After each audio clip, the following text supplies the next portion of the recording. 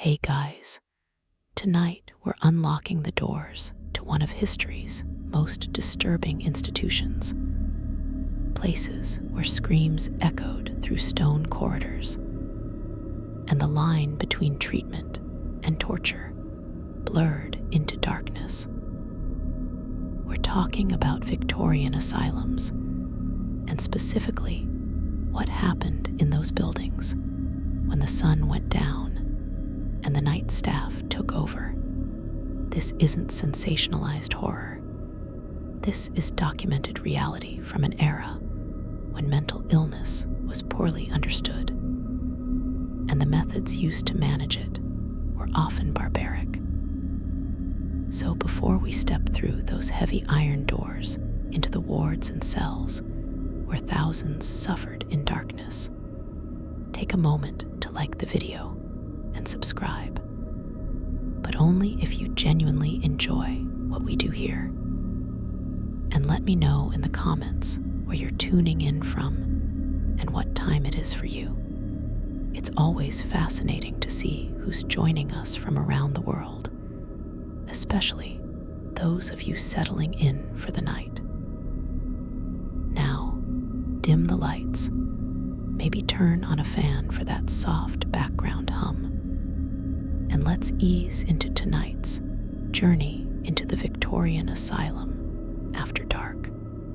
The Victorian asylum system emerged in the 19th century as reform-minded individuals sought to replace the horrific conditions of earlier madhouses and the practice of chaining mentally ill people in cellars or attics. The asylum was meant to be a therapeutic environment, a place where mental illness could be treated through moral management, structured routine, and medical intervention. The reality, especially at night when supervision was minimal and the most disturbed patients were confined in locked wards, fell dramatically short of these idealistic goals.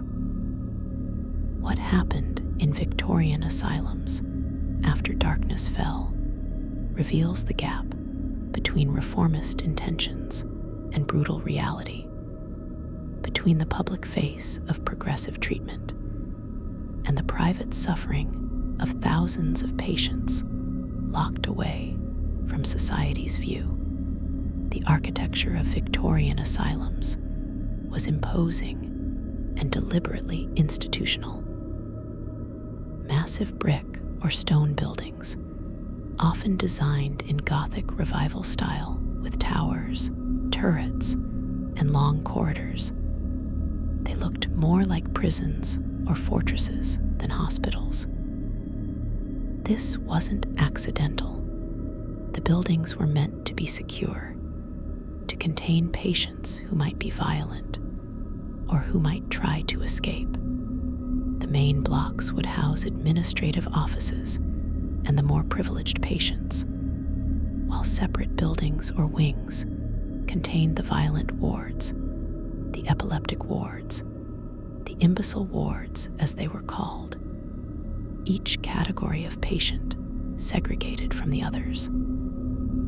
At night, these buildings became darker and more oppressive, the gas lighting dim and casting long shadows, the stone walls seeming to close in, the sounds of the building and its inhabitants echoing through empty corridors. The night staff in Victorian asylums were typically far fewer in number than day staff, and often less trained and less supervised.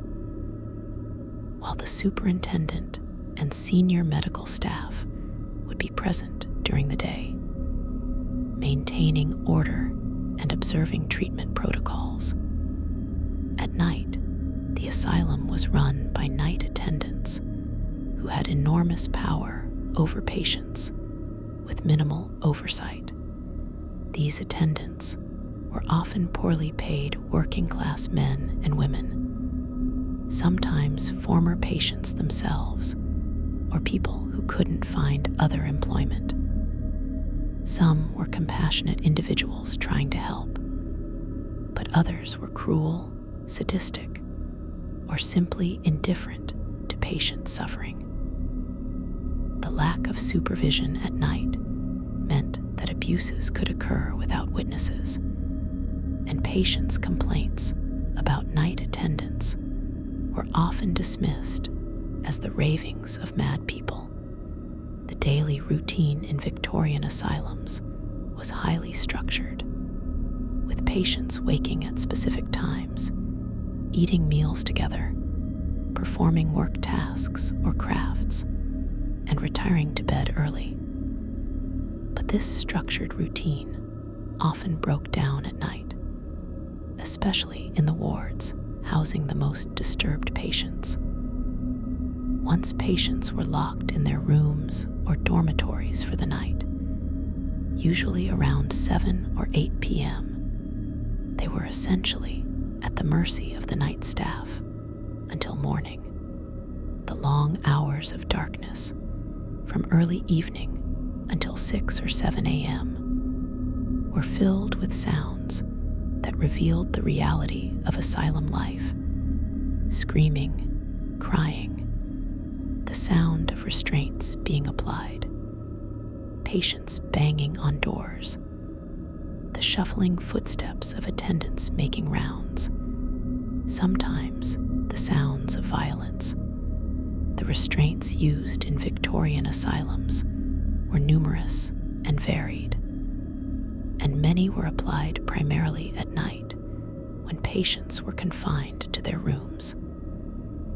The straitjacket was common, a canvas garment with long sleeves that fastened behind the patient, immobilizing the arms and making it impossible to harm oneself or others.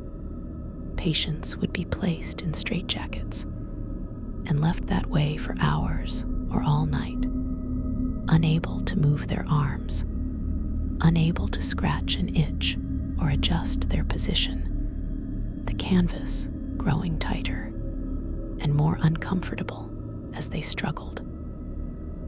Leather restraints were also used, straps that would bind a patient's wrists and ankles to their bed, rendering them completely immobile.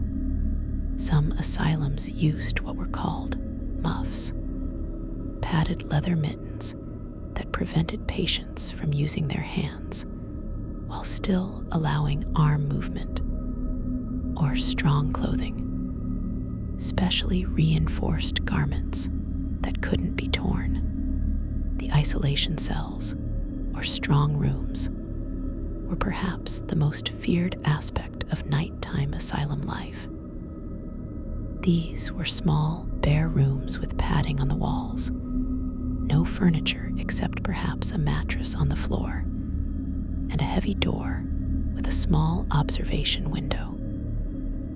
Patients who were violent, noisy, or simply non-compliant might be placed in these rooms, sometimes for a single night, sometimes for days or weeks. The isolation was profound. No human contact except when the door opened for food or to check the patient was still alive. Nothing to do, nothing to look at. Just 4 padded walls and silence, broken only by the patient's own sounds. The psychological effects of such isolation were severe. Patients emerging from days in these rooms often more disturbed than when they went in, some having experienced complete psychological breakdowns from the sensory deprivation and loneliness. The sounds of Victorian asylums at night were documented by various observers, including reformers, journalists who gained access, and patients who later wrote about their experiences. The screaming was constant in many wards, some patients crying out from nightmares or delusions, others screaming from pain or fear, some simply making noise as a form of protest, or because they couldn't control their vocalizations. The crying was equally persistent, patients weeping for hours, mourning their lost lives and freedom, crying from loneliness or despair. Some patients would sing or talk to themselves through the night, carrying on conversations with imagined companions or reciting the same phrases over and over. The sound of keys jangling as attendants made their rounds, the heavy footfalls on stone floors, the creaking of doors opening and closing. All of these became part of the nighttime soundscape of the asylum. The treatment of women in Victorian asylums had its own particular horrors. Women were diagnosed as insane for reasons that would seem absurd today. Excessive sexual desire, refusal to obey their husbands, reading too much religious enthusiasm. Any deviation from expected female behavior could result in commitment. Once in the asylum, women faced additional vulnerabilities at night. Sexual abuse by male attendants was not uncommon, and women had little recourse to report or resist such abuse. Their complaints would be dismissed as delusions or lies, their words having no credibility because they were labeled insane. Some women were committed by husbands who wanted to be rid of them, and these women, who might have been entirely sane, found themselves trapped in asylums, locked in at night with truly disturbed patients, experiencing horrors they couldn't escape. The wet pack treatment, often administered at night, involved wrapping patients tightly in cold, wet sheets, then covering them with blankets. The theory was that this would calm excited patients and induce therapeutic sleep. The reality was often torturous. The cold shock of the wet sheets, the inability to move as the wrappings dried and tightened around the body, the hours of lying immobile and uncomfortable. Some patients found the treatment calming, but others experienced it as suffocation and torture, lying awake in panic all night, unable to free themselves from the constraining cloths. The treatment could last 8 hours or more, essentially the entire night, and patients would emerge chilled, exhausted, and often more disturbed than before. The feeding of difficult patients at night sometimes involved force, particularly for those who refused food or couldn't feed themselves. The stomach tube or feeding tube was used, a long rubber tube that would be forced down the patient's throat into their stomach. Then liquid food would be poured in through a funnel. This was done without anesthesia, with the patient often struggling and being held down by multiple attendants.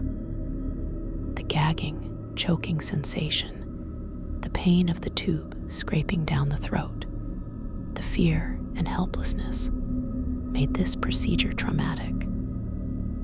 It was sometimes done at night when there were fewer witnesses to the patient's distress and the attendant's methods. Some patients learned that resistance was futile and would submit to the procedure, while others fought each time, requiring forcible restraint. The night rounds in Victorian asylums were supposed to involve attendants checking on patients regularly, ensuring their safety and well-being. In practice, these rounds could be perfunctory. A quick glance through the observation window to confirm the patient was still there. or they could be opportunities for abuse. Attendants who disliked certain patients might wake them unnecessarily, shine lights in their faces, bang on their doors. Conversely, patients who were genuinely in distress might be ignored, their calls for help dismissed as the usual noise of the asylum. The lack of oversight meant attendants could do largely as they pleased during night hours, and patients had little ability to influence their treatment. The temperature in Victorian asylums at night was often uncomfortable, especially in winter. Heating was minimal, usually just a few stoves or radiators in common areas, and individual cells might have no heat at all. Patients would be locked in cold rooms with inadequate blankets, shivering through winter nights, unable to move about to warm themselves if they were also restrained. Some would call out repeatedly for additional blankets, usually to no avail.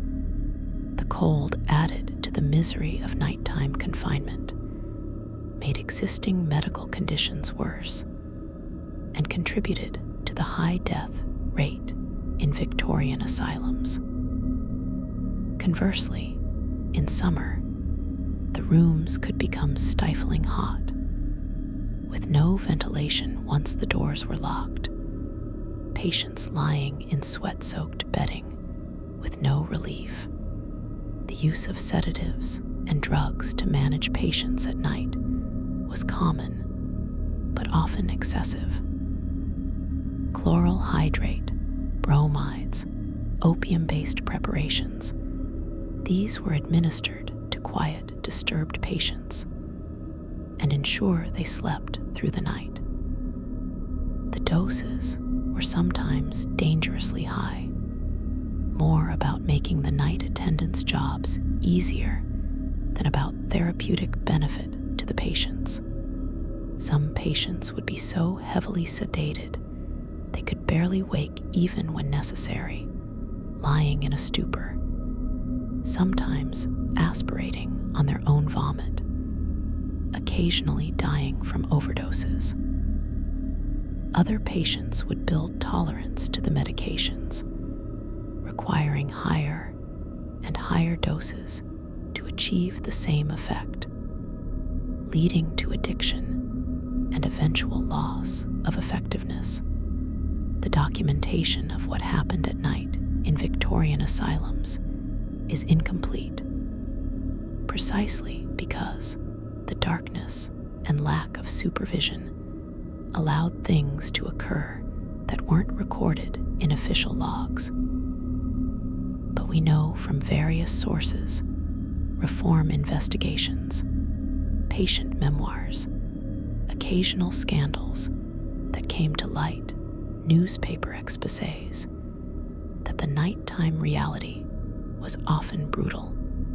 Patients were beaten by attendants, left lying in their own waste when they couldn't reach a chamber pot or toilet, denied water even when desperately thirsty, subjected to sexual abuse, tormented for attendants' entertainment. The darkness provided cover for actions that wouldn't be tolerated in daylight, and the vulnerability of patients who were locked in and whose word wasn't believed created opportunities for abuse. The architecture of asylum wards at night became a landscape of confinement and control. Long corridors lined with heavy doors, each with its small observation window, behind which patients were locked alone or in small groups. The doors were thick wood or iron, designed to muffle sound, though the screaming and crying still carried through. The windows in patient rooms were often barred and set high in the walls, making it impossible to see out or to escape, and providing minimal natural natural light, even during the day. At night, the darkness in these rooms was complete, except for whatever light came under the door from the corridor's dim gas lamps. Patients lying awake in this darkness, hearing the sounds of the asylum around them, knowing they were locked in until morning, experienced a special kind of psychological torment. The morning ritual of unlocking the wards and bringing patients out for the day would reveal the aftermath of the night. Patients would emerge exhausted from sleepless nights, traumatized by whatever they had experienced, sometimes injured from restraints or struggles with attendants. The bruises, the haunted looks, the way some patients would flinch when attendants approached them, all testified to nighttime realities that weren't included in official reports. Day staff might notice these signs, but would rarely investigate. The testimony of patients being unreliable, and the culture of the asylum protecting its own staff. The cycle would continue day after day, night after night, for patients who might spend years or decades locked in these institutions. The visitors' tour of Victorian asylums, which were sometimes conducted to show the public the progressive and humane treatment supposedly provided, always occurred during daylight hours in the better wards. Visitors would see clean facilities, patients engaged in productive activities, doctors making their rounds. They would not see the locked wards at night, would not hear the screaming, would not witness the application of restraints or the administration of force-feeding. The public image of the asylum as therapeutic refuge was carefully curated, while the nighttime reality of confinement, control, and often abuse remained hidden. This gap between public perception and private reality allowed the system to continue largely unchanged for decades. The class dimension of Victorian asylums affected nighttime treatment significantly. Wealthier patients, if they ended up in asylums at all, were usually in private facilities or in special sections of public asylums where they received better treatment, more comfortable accommodations, more attentive care. The poor, who made up the majority of asylum populations, were crowded into large dormitories, received minimal individual attention, and were more likely to be subjected to harsh restraints and treatments. At night, this disparity was even more pronounced, as the few staff available focused what limited care they provided on the private patients who might have family checking on them, while the pauper patients were simply locked away and forgotten until morning. The psychological effects of nighttime confinement in Victorian asylums compounded whatever mental disturbances had led to patients being institutionalized in the first place. The isolation, the darkness, the sounds of other patients in distress, the fear of what attendants might do, the complete loss of control over one's environment and body. All of these created or worsened anxiety, depression, and paranoia. Patients who might have recovered with proper treatment instead deteriorated under these conditions, their mental state worsening with each night spent locked in the asylum. The institution that was supposed to heal was instead making people sicker, and the nighttime hours when therapeutic activities ceased and pure confinement took over were particularly damaging. The staff who worked night shifts in Victorian asylums developed their own culture and practices, often quite different from the official policies and procedures. With minimal supervision, night attendants created informal rules and methods for managing patients. Some were relatively benign, like allowing certain trusted patients small privileges, or looking the other way at minor rule violations.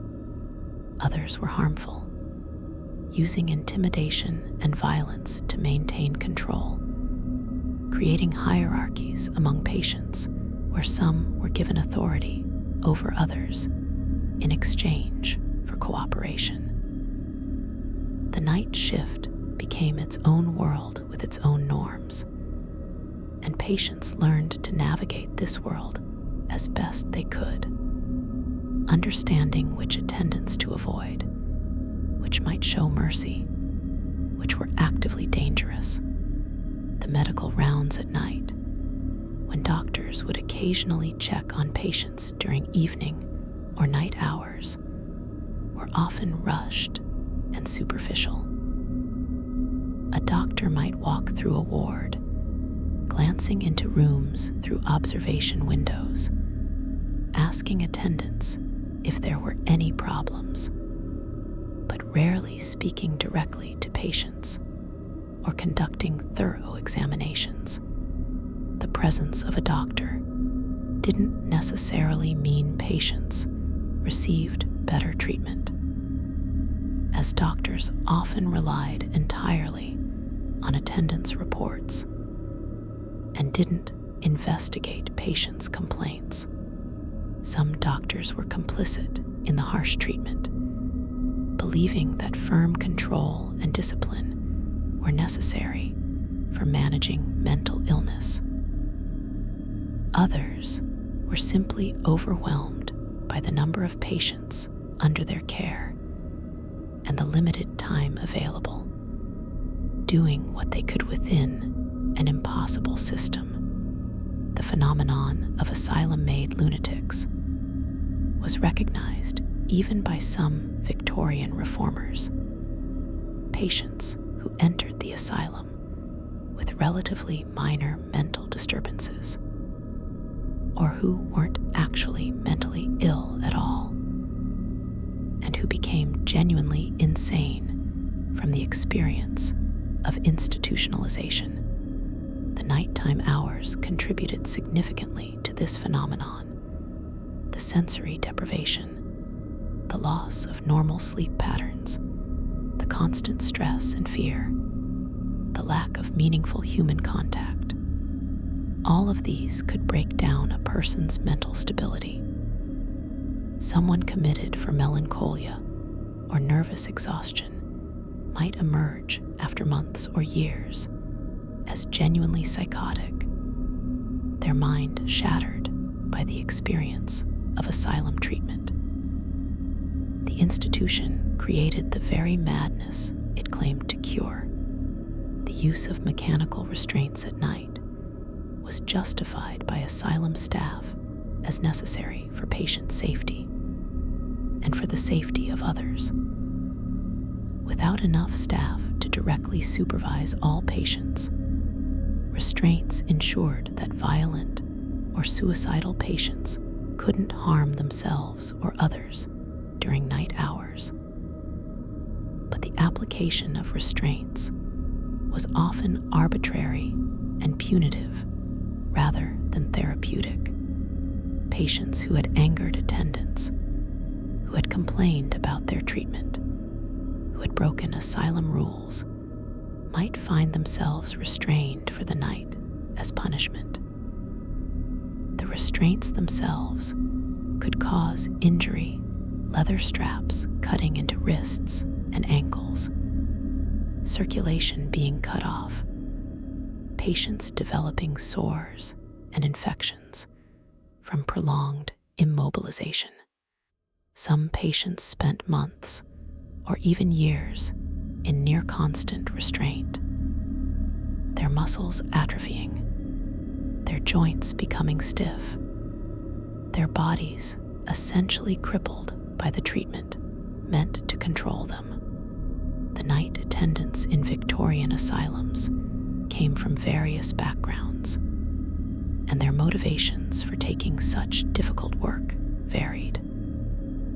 Some were genuinely committed to helping the mentally ill, viewing their work as a calling despite the low pay and difficult conditions.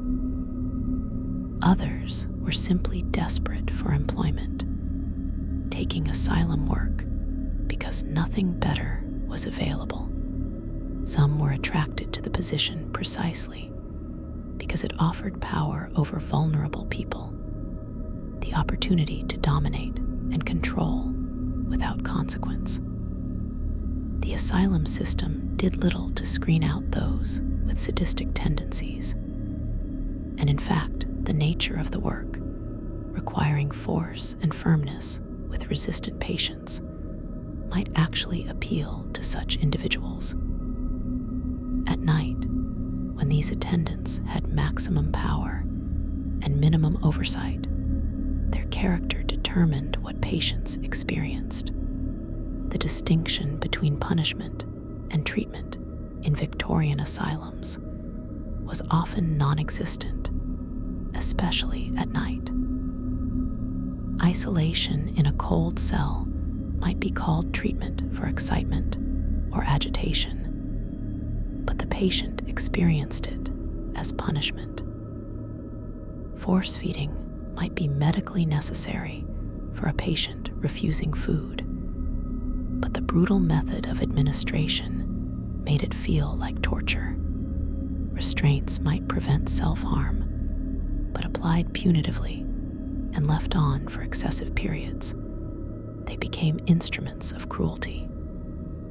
The language of medicine and treatment provided cover for practices that were essentially punitive, and patients understood this even if the official ideology didn't acknowledge it. Being told that your suffering was for your own good, that the people hurting you were helping you, added a layer of psychological abuse to the physical mistreatment. The sexual vulnerability of patients at night, particularly women, but also vulnerable men, was a dark reality rarely acknowledged in official asylum discourse. Attendants had complete physical access to patients who were locked in rooms, often restrained, unable to resist or escape, and whose testimony would not be believed if they reported abuse. Sexual assault occurred in Victorian asylums, though documentation is sparse because victims had no credible voice and perpetrators were protected by the system. Women who became pregnant in asylums were often blamed for their condition, accused of immoral behavior rather than recognized as victims of assault. The darkness of night provided additional cover for such abuses, and the isolated locations of asylum buildings meant screams would not be heard by anyone who might intervene. The practice of hydrotherapy, which included both cold baths and shower baths, was sometimes administered at night as a means of calming excited patients or punishing troublesome ones. A patient might be placed in a cold bath for hours, the shock of the cold water meant to subdue them, or they might be subjected to a shower bath, where cold water would be poured over them from a height, the force and cold of the water overwhelming. These treatments could cause hypothermia, shock, and extreme distress. Patients would beg not to be subjected to them, and the threat of hydrotherapy was used to ensure compliance with other rules. The medical justification for these practices was thin, but they were effective at breaking patients' will and ensuring obedience. The noise discipline in Victorian asylums was strict, with silence required during night hours. Yet the reality was that silence was impossible to maintain. Patients who were psychotic, delusional, or simply unable to control their vocalizations would make noise regardless of rules. The punishment for noise making at night could be severe, immediate restraint, isolation, or violent silencing by attendants. But the noise would continue because the patients couldn't help it, creating cycles of punishment that didn't change behavior, but did increase suffering. The night became a time of enforced but impossible silence, with patients trying desperately to be quiet, failing, and facing consequences they couldn't avoid. The observation windows in cell doors, meant to allow staff to check on patients, also meant patients had no privacy, even in their locked rooms. Attendants or other patients might look through these windows at any time, watching someone in their most vulnerable moments. For patients who retained some awareness and dignity, this constant potential observation was humiliating and distressing. The lack of privacy extended to toilet facilities, which in many wards were shared, or in full view of others, or consisted only of chamber pots that patients might have to use while restrained, or while knowing attendants might enter at any moment. The degradation of having no control over one's body or privacy compounded the psychological damage of institutionalization. The morning awakening in Victorian asylums was abrupt and often harsh, with attendants shouting, banging on doors, or simply unlocking cells, and expecting patients to immediately rise and begin the day's routine. Patients who had spent sleepless nights in distress would be given no consideration, no time to rest or recover. The asylum schedule waited for no one, and patients learned to drag themselves through exhaustion, knowing that noncompliance would lead to punishment.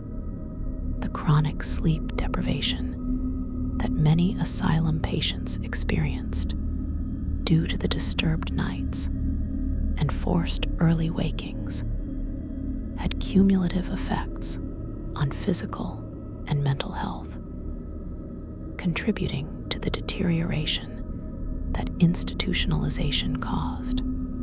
The diet in Victorian asylums was often inadequate, and at night, patients might go hungry if they had refused or been unable to eat at the evening meal. There were no midnight snacks, no accommodation for individual needs or preferences. Patients locked in for the night at 7 or 8 p.m. would not eat again until breakfast the next morning, a fast of 12 hours or more. For patients who were already malnourished or who had medical conditions requiring regular meals, this could be dangerous. But the rigid schedule was paramount, and individual patient needs were subordinate to institutional efficiency. The hunger adding to the discomfort of night confinement made sleep even more difficult and contributed to the general misery of asylum life. The fires that occasionally broke out in Victorian asylums were particularly deadly at night, when patients were locked in their rooms. If fire started, whether from a gas lamp, a stove, or other causes, it could spread rapidly through the old wooden interiors of many asylum buildings. Patients locked in cells, especially those in restraints, couldn't escape even if they were aware of the danger. There are documented cases of asylum fires where dozens of patients died, trapped in locked rooms or unable to flee because of restraints or the confusion and panic of nighttime emergency. The architectural security that was meant to prevent escapes became a death trap in fires, and the night staff often lacked the keys or the inclination to systematically unlock all rooms in an emergency. The differentiation between violent and nonviolent patients was supposed to determine which wards patients were housed in and what level of security and restraint they received. But at night, this differentiation often broke down, with nonviolent patients potentially housed near or even with violent ones. The screaming and threats from disturbed patients terrifying those who were more lucid. The experience of being locked in close quarters with someone who was actively psychotic and potentially dangerous, with no means of escape and uncertain whether night staff would respond to calls for help, was traumatic for more rational patients. They would lie awake listening to the ravings or threats of wardmates, wondering if violence might occur before attendants arrived. The long-term patients in Victorian asylums, those who had been institutionalized for years or decades, often developed a kind of adapted resignation to nighttime conditions. They learned which behaviors would minimize punishment, how to endure restraints with least discomfort, how to make themselves as small and unnoticeable as possible. But this adaptation was itself a form of damage, a learned helplessness and loss of self that made it even harder for them to function outside the asylum. The institutional personality that developed, passive, compliant, stripped of initiative, was reinforced by years of nights spent in confinement and control. These patients became so adapted to asylum life that they could never successfully live independently again, ensuring their permanent institutionalization. The Sunday night routine in many Victorian asylums included religious services earlier in the evening, where patients would be expected to attend chapel and demonstrate appropriate religious behavior. After these services, the return to the wards and the locking in for the night could feel particularly harsh. The contrast between the language of salvation and mercy in the service and the reality of confinement and suffering, creating cognitive dissonance. Some patients found comfort in religion, but others experienced it as another form of institutional control, required performative belief added to the other requirements of asylum life. The hymns they sang in chapel about freedom and redemption rang hollow when they were locked in cells within the hour. The seasonal variations in asylum life affected nighttime conditions significantly. Winter nights were long, patients locked in by late afternoon, and not released until well after dawn. 15 or 16 hours of confinement in cold, dark rooms. Summer offered shorter nights, but stifling heat in unventilated cells. Patients lying in sweat-soaked bedding, tormented by insects, the smell of crowded humanity overwhelming. Spring and fall might offer more moderate conditions, but the fundamental nature of nighttime asylum life remained constant through all seasons. The locking in, the loss of control, the vulnerability to staff actions, the isolation and fear. The turning of seasons marked time passing for patients who might have lost track of days or even years. Another winter beginning, meaning another year lost to institutionalization. The rumors and folklore that developed among asylum patients about the nighttime hours reveal their fears and the reality they experienced. Stories of ghosts of patients who had died in the asylum, warnings about which attendants were dangerous, tales of patients who had been taken away in the night and never returned. These stories might seem like delusions, products of disordered minds, but they often contained kernels of truth, metaphorical expressions of real dangers and real losses. Patients who disappeared from wards had often died or been transferred to other institutions. The ghosts were the memories of those who had suffered in these same rooms. The dangerous attendants of the stories were usually actually dangerous. The folklore was a way for patients to communicate truths that couldn't be spoken directly, to warn newcomers, and to acknowledge shared trauma. The correspondence that patients tried to send from Victorian asylums was often heavily censored or simply confiscated, especially letters that complained about treatment or that might reveal nighttime conditions to outsiders. Patients would write desperate pleas to family members, to authorities, to anyone they thought might help, describing the abuse they experienced and begging to be released. These letters would be intercepted by asylum staff, read, and usually destroyed rather than mailed. The censorship was justified as protecting families from the disturbing ravings of mentally ill relatives, but it also served to silence witnesses to institutional abuse. Some patients learned to write in code or to hide their true messages in apparently innocuous language, but most simply had their voices completely suppressed.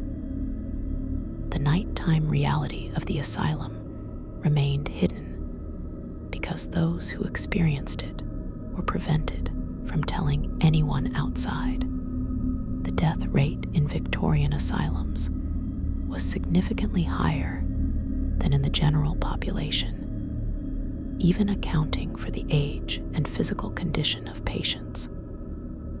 Deaths occurred from various causes: untreated medical conditions, infections, malnutrition, injuries from restraints, suicide, violence from other patients or staff, accidents, and sometimes simply from the accumulated stress and trauma of institutionalization.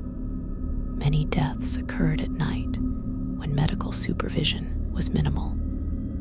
Patients dying alone in locked rooms, their bodies not discovered until morning rounds. The official cause of death on records might be exhaustion, or general paralysis, or mania, medical-sounding terms that obscured the role that institutional conditions played in hastening death. The burials were usually quick and anonymous. In asylum cemeteries, where simple numbered stones marked graves, the final erasure of identity for people who had lost their names and personhood long before death. The practice of non-restraint, championed by some Victorian asylum reformers who argued that restraints were harmful and that proper moral management could control patients without them, existed mainly as an ideal rather than a reality in most institutions. While some progressive asylums did significantly reduce their use of mechanical restraints, they often replaced them with other forms of control that were arguably worse: prolonged isolation, heavy sedation, or manual restraint by attendants that could be more violent than straps and straitjackets. At night, when staffing was minimal, even supposedly non-restraint asylums would often resort to tying up difficult patients, the ideology giving way to practical concerns about safety and control. The non-restraint movement's rhetoric about humane treatment existed alongside continued harsh realities. The epileptic patients in Victorian asylums faced particular nighttime horrors. Seizures could occur at any time, and a patient having a seizure alone in a locked room was at risk of serious injury from falling or striking their head on furniture or walls. The aftermath of seizures, the confusion, the exhaustion, the sometimes involuntary urination or defecation would be humiliating and uncomfortable, especially if the patient remained alone for hours until morning rounds. Some epileptic patients were kept in padded cells to prevent injury during seizures, but this meant living in isolation. Others were restrained at night to prevent them from harming themselves during seizures, but this meant they couldn't protect their heads or move to a safer position. The limited understanding of epilepsy in the Victorian era meant treatment was often ineffective, and the nighttime vulnerability of epileptic patients made their institutionalization particularly dangerous. The imbecile wards, housing patients with intellectual disabilities, had their own nighttime dynamics.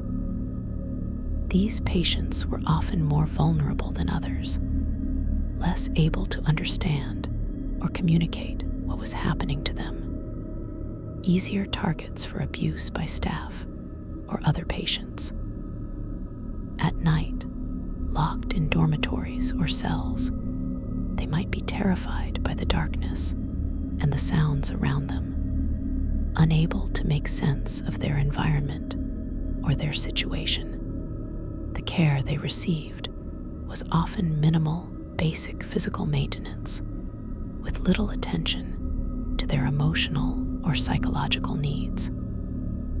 Some attendants treated these patients with particular contempt, viewing them as subhuman, and the nighttime hours when oversight was minimal allowed mistreatment that wouldn't be tolerated in daylight. The patients in these wards, unable to articulate their experiences, suffered in silence. The transfer of patients between asylums, which sometimes occurred at night to minimize disruption and public notice, was traumatic for those being moved. A patient might be woken in the middle of the night, told they were being transferred, given no time to prepare or say goodbye to anyone, bundled into a cart or wagon, and transported through the dark to an unfamiliar institution. The reasons for transfer were rarely explained, and patients had no say in the decision, arriving at a new asylum in the middle of the night, being processed by strange staff, locked into an unfamiliar room. All of this compounded the disorientation and fear of institutionalization. Some patients were transferred as punishment, sent to asylums known for harsher conditions. Others were moved for administrative reasons that had nothing to do with their treatment needs. The night transfers ensured that these movements happened without witnesses or questions. The role of attendants as informal therapists or counselors was complex and varied. Some night attendants would talk with patients who couldn't sleep, offering comfort or at least human contact during long, dark hours. These conversations might be more honest than those with doctors, less filtered through the formal power dynamics of the institution. Patients might reveal their fears, their regrets, their hopes to sympathetic attendants who they came to trust. But the power imbalance was always present, and attendants could use information shared in these conversations against patients, reporting their confidences to doctors, or using their knowledge to manipulate or control. The need for human connection was so desperate that patients might risk trusting attendants, even knowing their trust might be betrayed. The physical environment of asylum cells deteriorated over time, and nighttime confinement in deteriorating conditions was increasingly miserable. Paint peeling from walls, plaster crumbling, floors becoming uneven, mattresses wearing thin and lumpy, chamber pots cracking or developing leaks.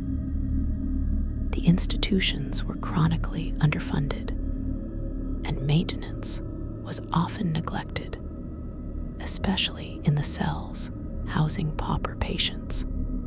Patients might spend years in rooms that grew progressively more decrepit, the physical decay mirroring their own deterioration.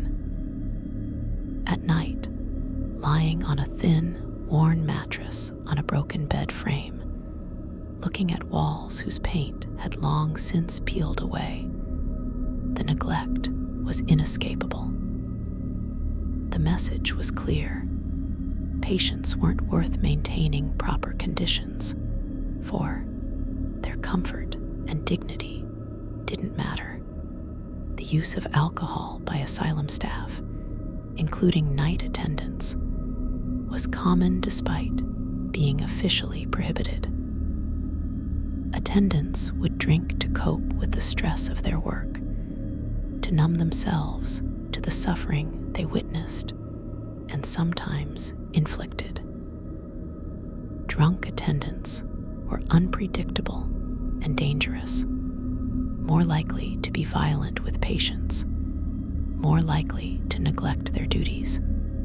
Patients learned to recognize when attendants had been drinking and would try to avoid attracting their attention, knowing that drunk attendants were especially dangerous. The asylum authorities knew about the drinking, but often tolerated it, understanding that few people would do this work sober, and that replacing attendants was difficult. The official rules against drinking coexisted with an unofficial acceptance of it as necessary for staff retention. The experiments and research conducted in some Victorian asylums, while justified as advancing medical knowledge, often involved patients who couldn't give meaningful consent and who were subjected to procedures at night when there would be fewer witnesses. Early psychiatric research involved crude experiments, testing the effects of various drugs, trying different forms of shock treatment, examining brain tissue from deceased patients. Some of this research happened during daylight hours in clinical settings, but some occurred in the privacy of night, experimental treatments administered to restrained patients, their responses observed and recorded. The suffering these experiments caused was rationalized as necessary for progress, but the patients who endured them experienced it as torture, their bodies used without regard for their autonomy or well-being. The seasonal affective disorder that would afflict staff as well as patients during long winter months with limited daylight contributed to the bleakness of asylum life. Attendants working night shifts might go days without seeing the sun, coming on duty at dusk and leaving after dawn, sleeping during daylight hours. The psychological toll of this, combined with the stressful nature of asylum work, affected staff mood and behavior. Patients noticed when attendants were more irritable or depressed, and the quality of care declined. The winter darkness seemed to seep into everything, making the nights longer and colder, the suffering more acute, the hope more distant. Spring would eventually come, but for patients in asylums, seasons might pass without fundamental change in their circumstances. The rare inspections by outside authorities, which might occur during day or night visits, were usually announced in advance, giving asylum staff time to prepare. The worst wards would be cleaned, troublesome patients might be heavily sedated or moved to other locations. Attendants would be on their best behavior.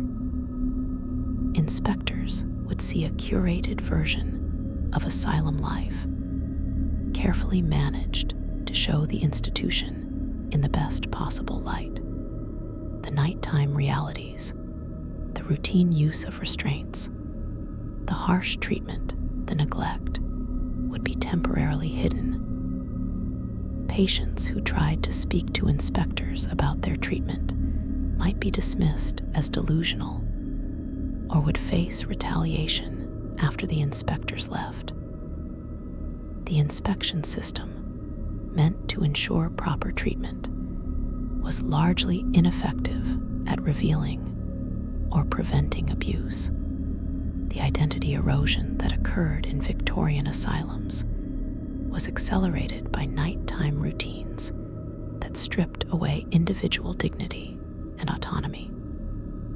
Patients wore institutional clothing, slept in institutional beds, in rooms that might house many people, followed routines dictated by others, had no control over when they ate, slept, or even used the toilet.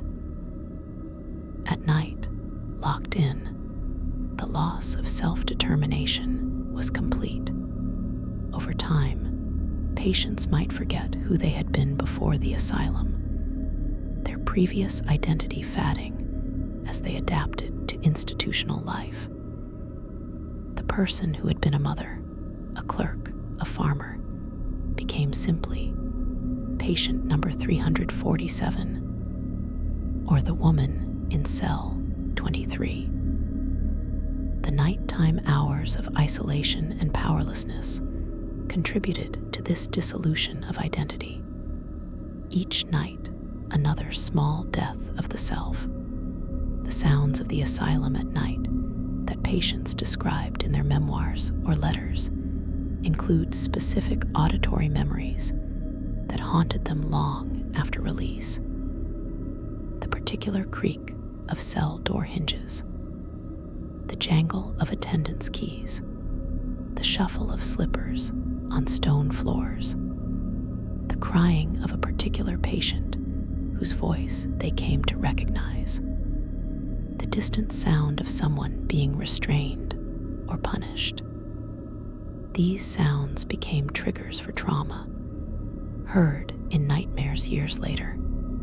Former patients encountering similar sounds in their later lives would experience flashbacks, the sensory memory immediately transporting them back to locked cells and dark nights. The auditory landscape of the asylum imprinted itself deeply on patients' minds, a sonic reminder of powerlessness and suffering. The rare moments of kindness or humanity during asylum nights stood out precisely because they were so unusual. An attendant bringing an extra blanket without being asked. A patient in an adjacent cell singing softly to comfort others. A doctor actually stopping to talk with a patient during night rounds.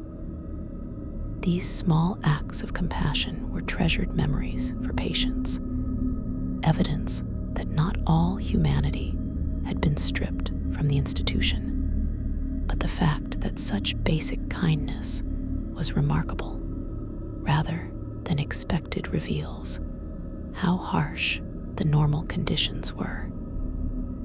Patients learned not to expect compassion, and when they received it, they were often suspicious, wondering what the attendant wanted in return, or whether the kindness would be followed by some form of cruelty.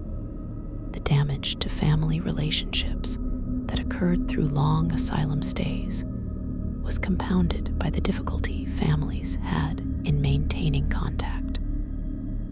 Visiting hours were limited, and often during times when working-class families couldn't attend. Letters were censored. Information about a patient's condition was filtered through asylum staff, who might minimize problems or claim patients were better or worse than they actually were. Over time, families might give up on patients, accepting that their relative was permanently institutionalized and gradually reducing contact. Patients would lie awake at night wondering if they had been forgotten, if anyone outside still cared about them, if they would ever see their families again. The isolation from loved ones was one of the cruelest aspects of institutionalization, and the night hours when patients had time to think and remember made this isolation most acute. The physical restraints themselves evolved over the Victorian period, with reformers developing supposedly more humane versions. The strait waistcoat, the muff, the body belt, various devices meant to control without causing injury. But all restraints shared the fundamental reality of taking away a person's ability to move freely, rendering them helpless. No matter how well padded or carefully designed, being restrained for hours through a long night was torturous. The inability to scratch an itch, to adjust your position when a muscle cramped, to protect yourself if you fell, to use the toilet without assistance. All of this was degrading and distressing. The humane restraints were an improvement over chains, but they were still instruments of control that caused suffering, and patients trapped in them through nighttime hours experienced that suffering acutely.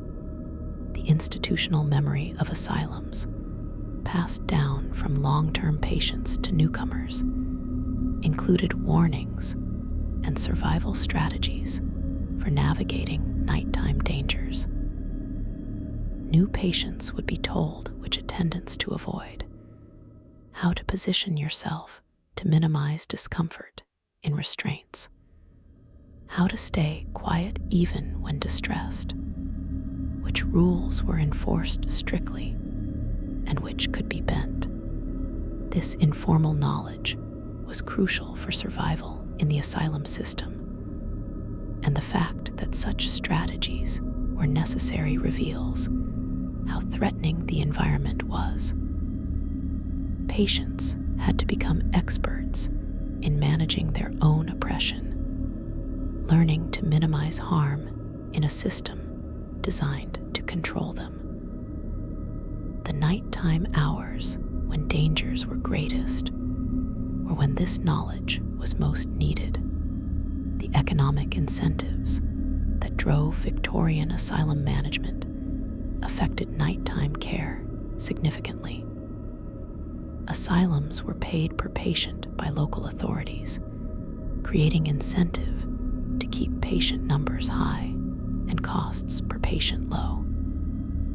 Nighttime staffing was expensive, so asylums minimized night staff to reduce costs, even though this meant inadequate supervision and increased danger for patients. The cheaper sedatives and drugs were used rather than more expensive alternatives. Food quality was kept to minimum acceptable standards. Every cost-cutting measure affected patient care, but the effects were most visible at night when the reduced staffing and minimal services were most apparent. The economic logic of Victorian asylum management prioritized institutional survival over patient well-being, and patients paid the price, especially during the unobserved nighttime hours. The photographs of Victorian asylum interiors that survive, usually taken during daylight hours for official purposes, show clean, orderly spaces that bear little resemblance to the nighttime reality patients described. The difference between the institutional presentation and the lived experience was vast. Photographs showed empty, neat rooms, while patients described those same rooms as they actually were at night: crowded, dirty, echoing with screams, the air thick with the smell of unwashed bodies and chamber pots. The photographic record was another form of the asylum's constructed public image, visual propaganda, that contradicted the testimony of patients and the observations of sympathetic reformers who managed to see behind the facade. The morning after particularly difficult nights would see visible evidence on patients' bodies and in their behavior: bruising from restraints or from struggles with attendants, exhaustion from sleepless nights, fear in patients' eyes when certain attendants appeared, the subdued, defeated posture of people who had been broken by their experience. Day staff might notice these signs or might choose not to see them, accepting the official explanations that injuries were self-inflicted or that patients' distress was simply part of their illness. The institutional culture protected itself, and acknowledging nighttime abuse would require action that might be uncomfortable or career-threatening for staff who preferred to maintain plausible deniability. The religious framework that influenced Victorian asylum philosophy, the idea of moral treatment and redemption through proper behavior, created its own form of psychological abuse. Patients were told that their suffering was therapeutic, that the discipline and control they experienced were for their own good, that if they would only behave properly and think correctly, they could be cured. This framework blamed patients for their own suffering, implied that they deserved their treatment, and invalidated their entirely rational responses to being locked up and controlled. At night, lying alone in a cell, a patient might internalize these messages, wondering if they really were morally defective, if they deserved this treatment, if their suffering was their own fault. The psychological damage of this blame and shame compounded the trauma of the actual physical treatment.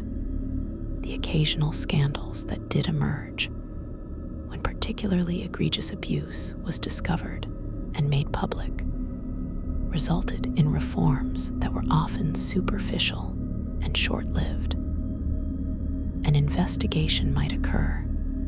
Some staff might be dismissed or transferred. New rules might be implemented. But the fundamental structure of the asylum system, the power imbalances, the minimal staffing at night, the lack of patient voice, would remain unchanged. After initial attention faded, practices would gradually return to previous patterns. Patients who had hoped that scandal and investigation might lead to lasting improvements learned that the system was resilient to change, that their suffering would continue regardless of periodic reform efforts. The nighttime realities persisted through reform movements that changed the rhetoric without changing the reality. The distinction between different types of mental illness, which asylum doctors tried to identify and treat differently, largely disappeared at night when management became about control rather than therapy. Whether a patient was melancholic, manic, delusional, or intellectually disabled, the nighttime treatment was similar. Locked in a room, possibly restrained, supervised by attendants who didn't differentiate between diagnostic categories, the daytime pretense of individualized therapeutic treatment gave way to the nighttime reality of mass management and control. All patients became simply problems to be contained until morning. Their specific diagnoses and needs irrelevant to attendants who just wanted quiet, compliant charges who wouldn't cause trouble during the night shift. The windows of asylum buildings, often barred and positioned high in walls for security, represented the tantalizing proximity of the outside world that patients couldn't reach. At night, a patient might see stars through these windows, might hear sounds from outside the asylum walls, reminders that normal life continued beyond their confinement. For some patients, these glimpses of the outside world were comforting, maintaining connection to reality beyond the asylum. For others, they were torturous, constant reminders of freedom lost and possibly never to be regained. The architecture of asylums was designed to be secure, but the result was making patients acutely aware of their imprisonment, especially during long nighttime hours when they had time to contemplate their situation. The development of what we would now recognize as PTSD symptoms in asylum patients, triggered by their nighttime experiences, was not recognized or treated in the Victorian era. Patients who developed hypervigilance, who startled easily, who had nightmares about specific traumatic events in the asylum, who became depressed or anxious were simply diagnosed as having worsened mental illness. The trauma response was seen as proof that the patient was indeed insane, rather than as a normal reaction to traumatic experience. This misunderstanding meant that trauma-induced symptoms led to harsher treatment, more restraints, longer institutionalization, creating a downward spiral where the asylum's own treatment caused symptoms that were then used to justify continued harsh treatment. The rare successful escapes from Victorian asylums almost always occurred at night, requiring patients to somehow unlock or break through their cell doors, navigate dark corridors and stairways, bypass night attendants, and get over or through the exterior walls or fences. The difficulty of this, the fact that so few patients successfully escaped despite many attempts, demonstrates how secure these institutions were. The few who did escape and who left written accounts of their experiences described the terror of the escape attempt, the fear of being caught, the desperation that drove them to take such risks. Their accounts also describe what they were escaping from, the nighttime realities that made the dangerous escape attempt seem preferable to remaining in the asylum. The severity of conditions can be measured by what people were willing to risk to get away from them. The attitude of Victorian society toward asylum patients and their treatment was complex and often contradictory. There was genuine concern about the mentally ill, desire to provide them with care rather than simply locking them away. But there was also fear, disgust, and a belief that the insane were fundamentally different from normal people, perhaps less than fully human. This attitude gave asylum staff permission to treat patients in ways that would never be acceptable for sane people. The nighttime treatment, the restraints and isolation and rough handling were justified by the belief that insane people couldn't feel or respond to treatment the way normal people would. This dehumanization was necessary to maintain the system, because recognizing patients as fully human with feelings and rights would make the treatment obviously abusive. The legacy of Victorian asylum treatment, especially the nighttime conditions, influenced psychiatric care for generations. The recognition of how damaging institutionalization could be led eventually to deinstitutionalization movements in the 20th century. The understanding that restraints and isolation caused harm led to treatment approaches emphasizing freedom and dignity.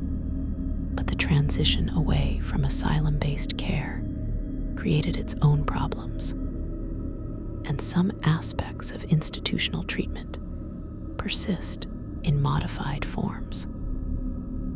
The history of Victorian asylums at night serves as a cautionary tale about what happens when vulnerable people are placed in total institutions with minimal oversight. A warning that remains relevant to any system of institutional care. The comparison between Victorian asylum conditions and modern psychiatric care shows both progress and persistent challenges.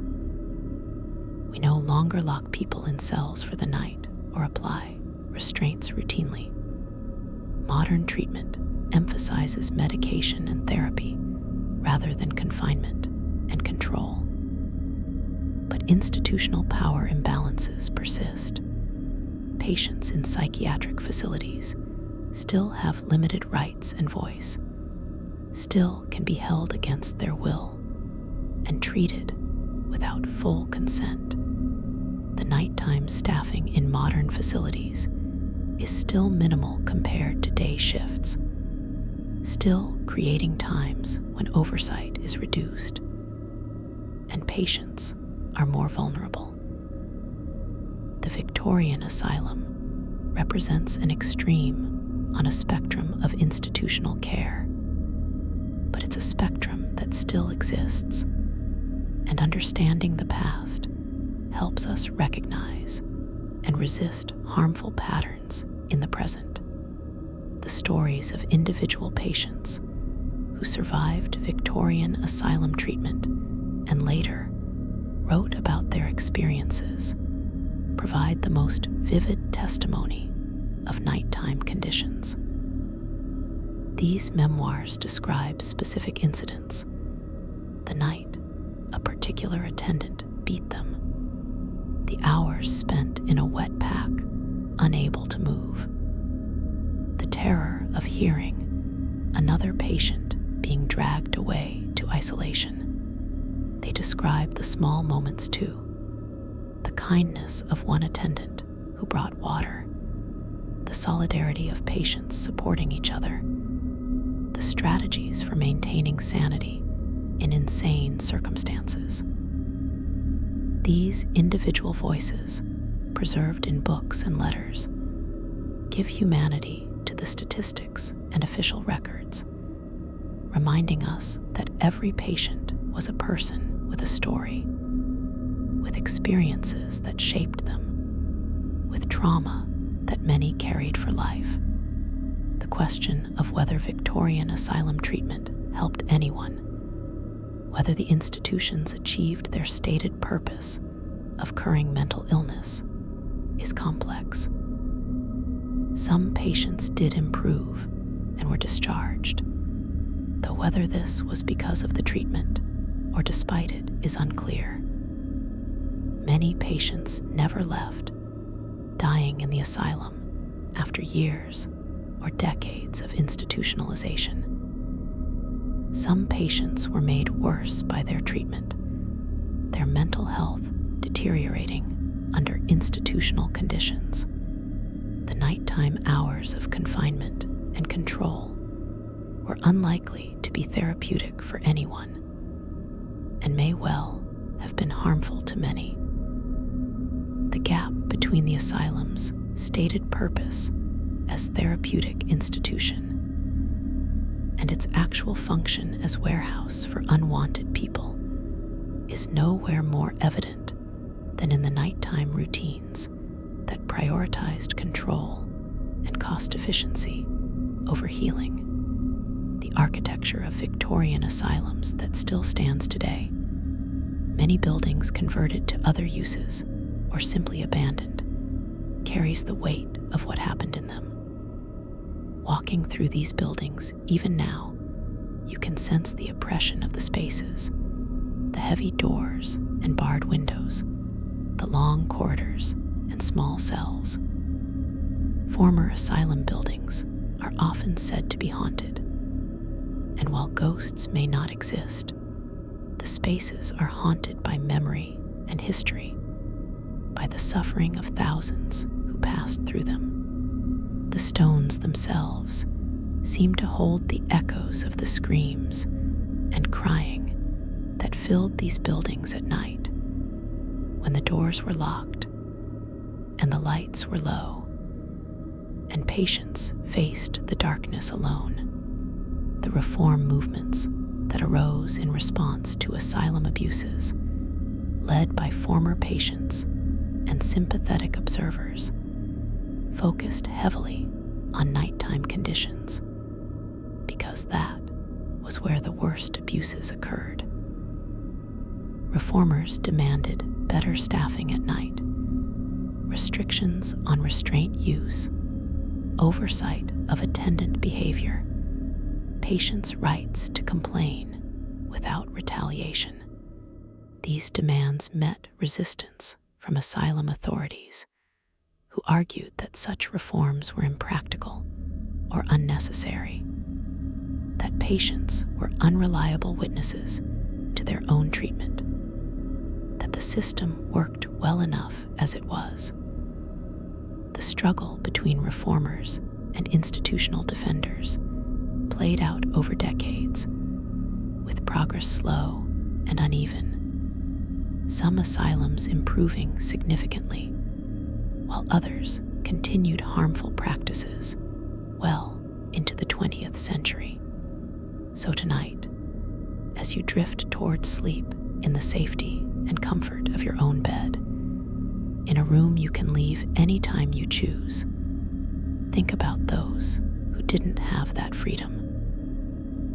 Think about the thousands of people locked in Victorian asylums, lying awake through long dark nights, listening to the sounds of other patients in distress, wondering if an attendant might come to their door, hoping for morning to come soon. Think about the cold rooms and thin mattresses, the restraints that cut into wrists and ankles, the isolation of being locked away from the world.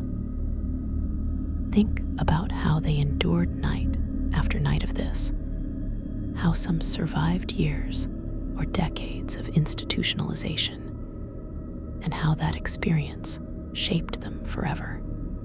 The Victorian asylum at night was a place of profound suffering, where vulnerable people were controlled and often abused under the guise of treatment, where the darkness hid realities that the daytime public face of the institution concealed.